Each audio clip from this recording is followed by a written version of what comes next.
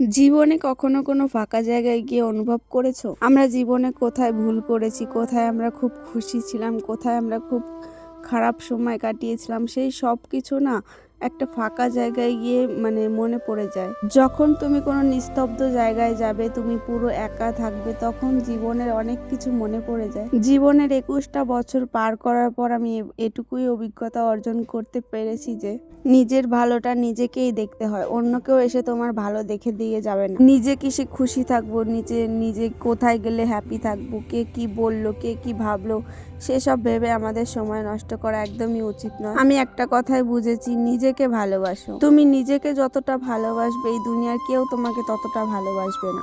আর আমাদের জীবনে এটা আশা করাই উচিত নয় যে কেউ আমাদেরকে ভালোবাসবে। এটা জীবনের সব থেকে বড় বোকামি। আর এটা যত তাড়াতাড়ি তুমি নিজে বুঝতে পারবে, ততই তোমার জীবনে মঙ্গল। জীবনে চলার পথে অনেক সত্যি আছে, সেই সত্যিগুলো তোমাকে মেনে নিতে হবে। জীবনে কষ্ট পাওয়াটা কিন্তু খুবই প্রয়োজন। তুমি যদি সবসময় হাসি খুশি থাকো, তাহলে তুমি জীবনের আসল রহস্যটাই বুঝতে পারবে না। জীবন এখনো অনেকটাই পড়ে আছে। জীবনের সব রহস্য তো আর আমি জানতে পারিনি, কিন্তু আস্তে আস্তে জীবনটা যত কাটবে, ততই আরো জীবনের আসল মর্মটা আমি বুঝতে পারবো এবং বাস্তবতাটাকে মেনে নিতে শিখবো। তো যাই হোক, আজকে অনেক জ্ঞান দিয়ে ফেললাম। আজকে আমি চলে এসেছিলাম তেহট্টতে।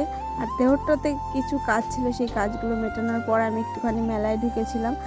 আমাদের এখানকার মেলাটা কি বলতো, বাজারে আসা একটু তেহট্ট মেলাতে নামা, আর একটু হাঁটাহাঁটি করা, একটু দোকানপত্র দেখা। ভাবতেও কষ্ট লাগে যে 1 মাসের মেলা আর কিছুদিন থাকবে, তারপর শেষ হয়ে যাবে।